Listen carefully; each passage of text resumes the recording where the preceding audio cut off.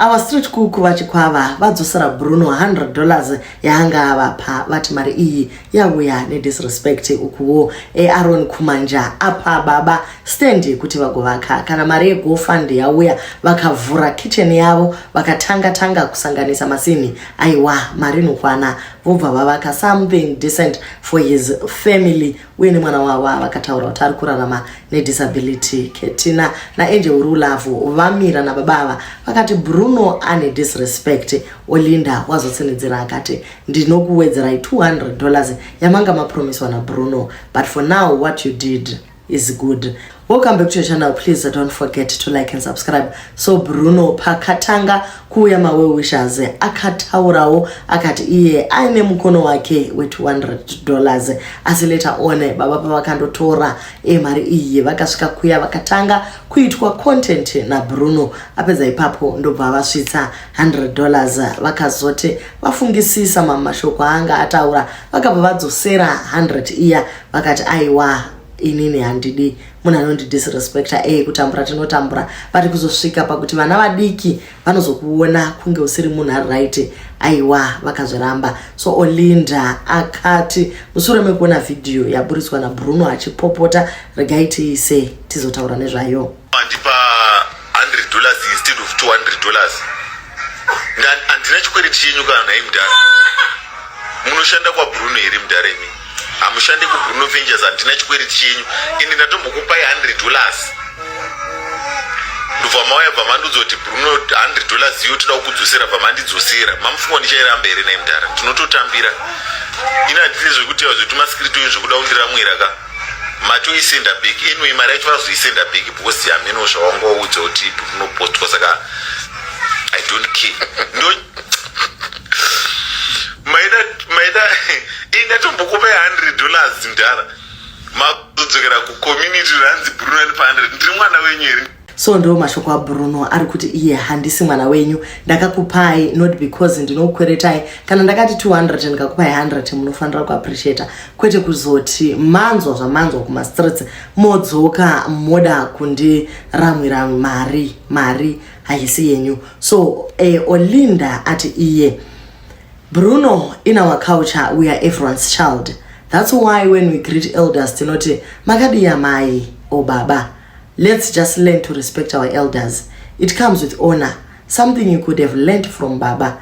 Anyway, I will add $200 to the $1,000 yandanda promesa. Tinodzidzisa zvineru nyararo. I hope wabvuma kudzidziswa. Any furniture companies, please put links to advertise below my picture. My followers, shop kunezodzo nepisi kwete ruja. Happy Friday. Bruno avango responda kati iwe Olinda, please pane ubiti on board ugadzirise zvemuviri wako kwete kumirira makapenta kuti tiuye tikuvezeveze ati school yako ndinoita zvandinoda nemari yangu. Manetizens ana kufara akati upenyu imhindupindu. Never use what you have to disgrace others. Life can change unexpectedly. Be humble. Moreover, never accept an offer that comes with disrespect, no matter how poor nor desperate you are. Thank you, my Nandi Mwari Vakuropafadzei. In educating someone, you don't pull him down. Wangawagona, little did I know you are biting. I thought you advertise his business and put him in line. Ndevamo vari kuti since mainandi mataura kuti Bruno akorrekte unhu wake ndokubva mazofunga kushandisa mama advertisers makanganisa zvachose. So ndo muonero wevamwe uyu Angel Love what iye vagona.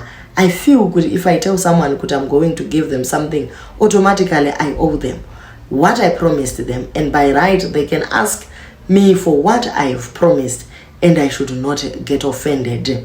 So iwe ukangopromisa munhu tinotoziva takakura tichitaura chirungu chemuma streets chekumatope. A promise is a credit. Ndizvozvo, if you promise someone you owe them. So Bruno angachifanira kungopa baba ava mari yavo. Bruno insulted baba vesadza because he revealed that he was given $100 which he thanked the nation. Saka baba wangu vasingafaniri kuti vabude pachena kuti vapiwa $100. Izvi ndo zvatrigger Bruno till he ended up telling him that baba vesadza is not his employee, plus he is not his son, not remembering that baba vesadza is a son who is disabled. So he attacked an old man surviving with a child with a condition in public per live. Nyika yose ichinzwa. That's why vodzosera avo $100 yacho.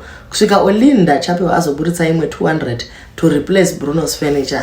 Vedweka guys, zvaitwa na Bruno zvinhu zvinorwadza chaizvo. Chero dene vanga vari baba vako waizofara here kuti vatora mari yavanotanga vatukirwa. Hatifaniri kutora advantage yema situation evamwe vanhu. After all, kuti mari yacho ipinde, vanhu vanototenga, ende vanhu vakasatenga, mari iyi haipinde. Tichindopedzesa Aaron Kumanja anoita zvereal estate abva decide kuti aiwa street cook havazongoendika vasina kuwana yavo stand inodana ivo. So vanyora vakati congratulations to our street cook, the people have spoken and this is your time, baba. Never be ashamed of anything. Cooking in the street is part of a hustle, and honest hustle deserves respect. Don't block any company or anyone who wants to work with you. Right now you are trending, and companies will want to associate with you because they also want to trend with you. There's absolutely nothing wrong with being posted while receiving gifts from well-wishers and companies. God remembers people in different ways, and this moment is yours. Nekuti dede vanga vati iwaiwa nyaya yekuti ndipostwe veduwe haisi kundibata zvakanaka.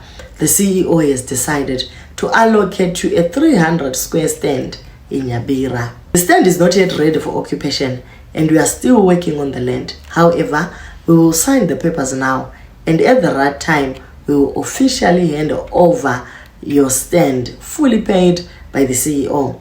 Because it will take some time before you can occupy the stand, the CEO will also gift you $1,000 to support your hustle while we prepare your stand. Vision 2030 says housing for all, and we say we are created to shelter mankind, and we will do it in our lifetime. Please organize handover of the money and the stand Tuesday at 11 a.m. kuna Royal Mint ndiye ari kufanira kusanganisa handover take over kuti zvinhu zvifambe zvakanaka.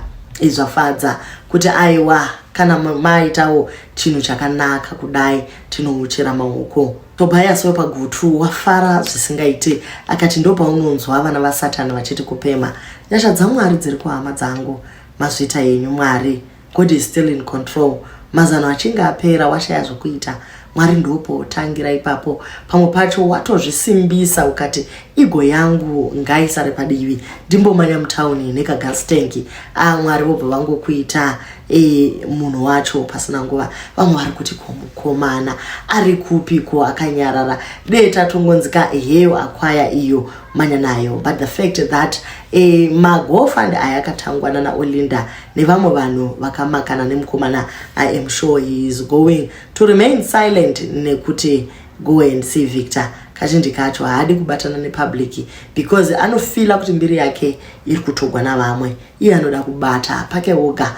Maybe kuze next year uko kana tamboti kanganwei zvababa vesadza ndopa achazonzi chimanyai mundoona Victor. So guys, ndo zviri mumastreets.